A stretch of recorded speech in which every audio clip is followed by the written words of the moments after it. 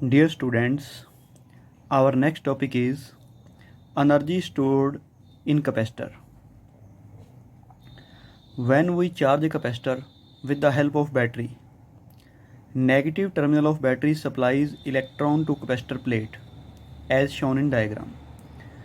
जब भी हम किसी कैपेसिटर को चार्ज करते हैं तो बैटरी का नेगेटिव टर्मिनल इलेक्ट्रॉन सप्लाई करता है।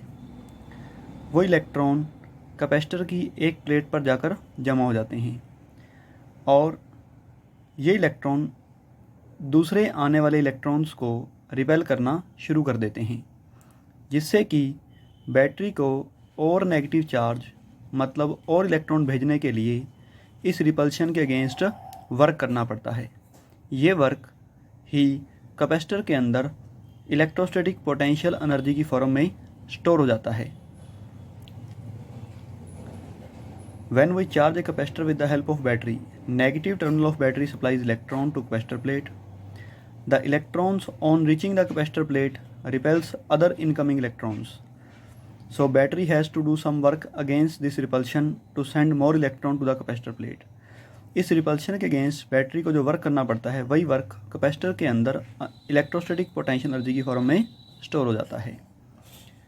तो energy stored in capacitor, work done by source of potential difference, that is battery. In charging a capacitor get stored in it in form of electrostatic potential energy.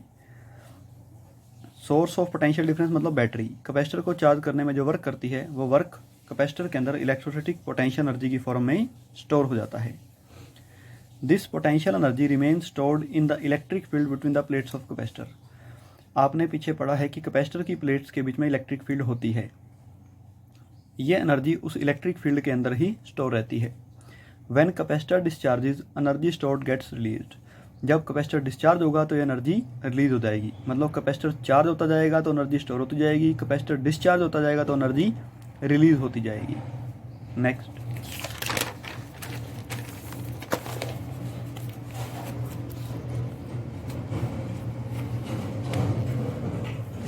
Expression for energy stored in capacitor.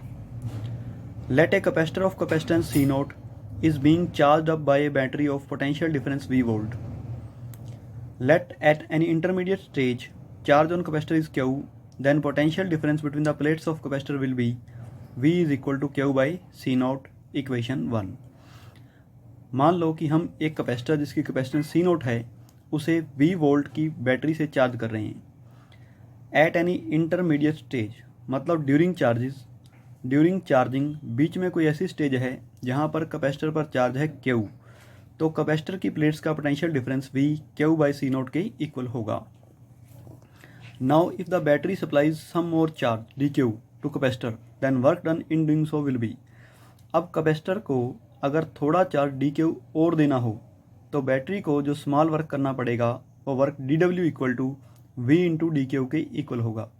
ये formula आपको पता है कि potential V work upon charge होता है, वहाँ से लिया गया है work is equal to potential into charge, और पोटेंशियल V की वैल्यू पुट करें तो dW is equal to Q by C0 into dQ। Then total work done in charging the capacitor from zero charge initially capacitor अनचार्ज to maximum charge Q will B.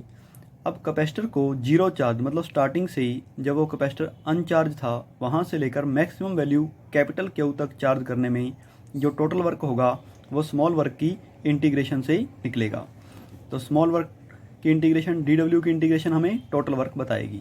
That is total work equal to integration of dW equal to integration of Q by C0 into dQ from zero to capital Q। Constant term integration से बाहर आ जाएगी। Q इंटू dQ की इंटीग्रेशन करेंगे, उसके बाद लिमिट पुट करेंगे और लिमिट पुट करने के बाद हमारे पास रिजल्ट आ जाएगा work is equal to half Q square by C0। This work done gets stored in capacitor as electrostatic potential energy. So energy stored in capacitor will be given by U is equal to half Q square by C0. तो energy stored in capacitor का formula आ गया 1/2 into Q square by C0. Using formula V is equal to Q by C0 we get U is equal to half into QV। अगर हम potential V is equal to Q by C0 use करें तो हमारे पास potential energy का formula आ जाएगा U is equal to half QV, और अगर हम Q is equal to C V formula use करें तो हमारे पास पोटेंशियल एनर्जी का फार्मूला आ जाएगा half C naught V square. तो इस तरह से एनर्जी स्टोर्ड इन कैपेसिटर के हमारे पास तीन फार्मूले आ गए।